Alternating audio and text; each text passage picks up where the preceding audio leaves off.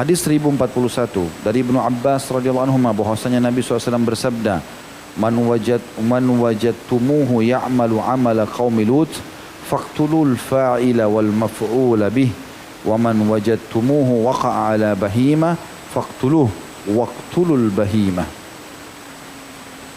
Barang siapa yang kalian dapati melakukan perbuatan kaum Lut, homoseksual, maka bunuhlah pelaku dan objeknya, maksudnya hukum mati.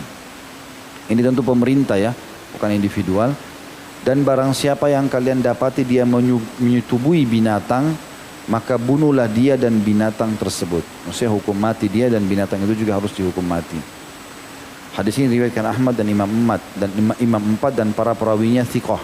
Ya. Hadis ini diriwayatkan Imam Ahmad di jilid 1 halaman 300, Abu Daud jilid 4 halaman 158, An-Nasai dalam Al-Kubra jilid 4 halaman 322, Tirmidzi jilid 4 halaman 57, Ibnu Majah jilid 2 halaman 856. Hadis ini teman-teman sekalian memberikan pelajaran kepada kita tentang beratnya perilaku homoseksual. Maksud dalamnya juga lesbian. Ya. Sama. Ini sebenarnya mirip perbuatan zina. Karena kata Nabi SAW, ya, lesbian dan homoseksual itu zina di antara mereka. Sama saja, cuma bedanya hukumannya lebih berat. Kalau tadi zina, kalau dia belum menikah hukumannya apa? Cambuk 100 dan diasingkan setahun.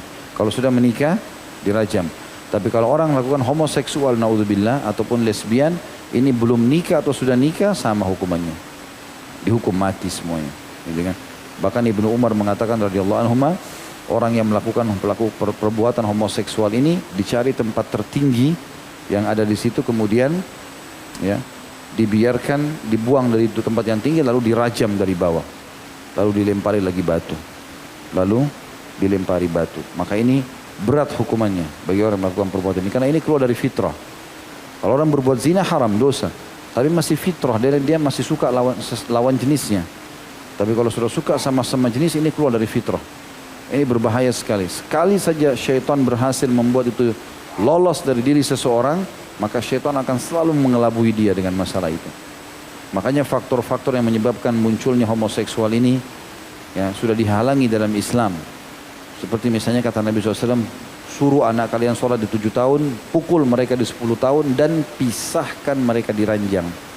Laki-laki sama laki-lakinya nggak boleh tidur seranjang kalau sudah 10 tahun.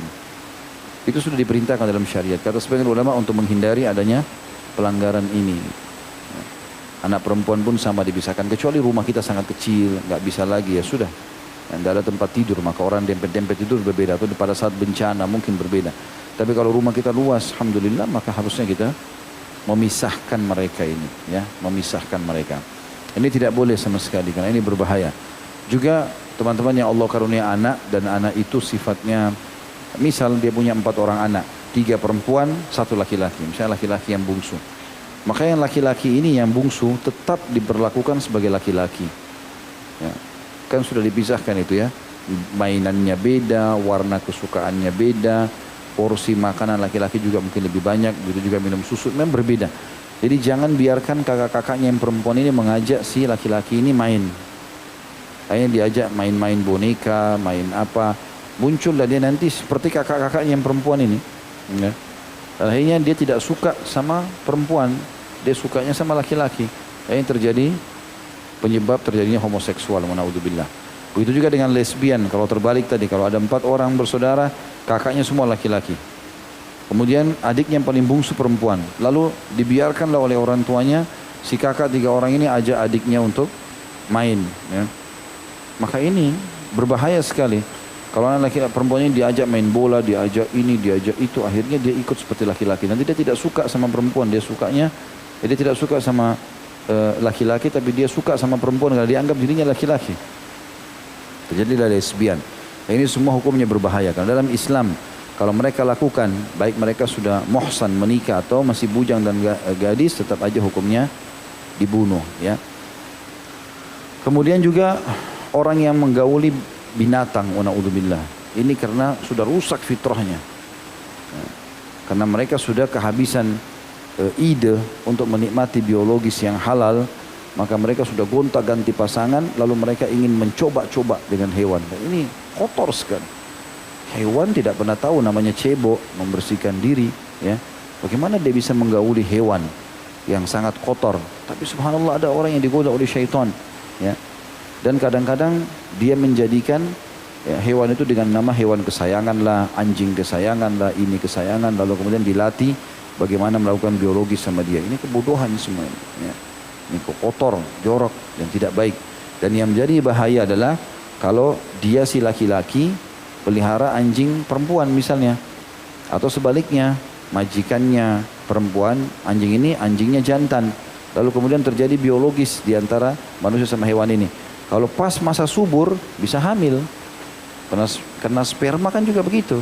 Komposisinya bisa saja hamil. Dan ini berbahaya. Bagaimana menyatukan antara manusia sama hewan? Gitu kan? Itu nggak mungkin. Makanya dalam syariat di sini jelas dikatakan kalau kedapatan maka dibunuh si pelaku manusianya dan hewan juga yang digauli itu. Hadis 1042 dari Ibnu Umar radhiyallahu anhu, anna Nabi sallallahu alaihi wasallam daraba wa gharraba wa anna Abu Bakrin daraba wa gharraba. Bahwasanya Nabi SAW melakukan hukum cambuk dan mengasingkan bagi yang belum menikah, dan Abu Bakar juga melakukan hukum cambuk dan mengasingkan. Hadis ini riwayat Tirmidzi dan para perawinya thiqat. Tirmidzi menyebutkan di jilid 4 halaman 44. Ini sudah penguatan terhadap apa yang sebelumnya disebutkan itu.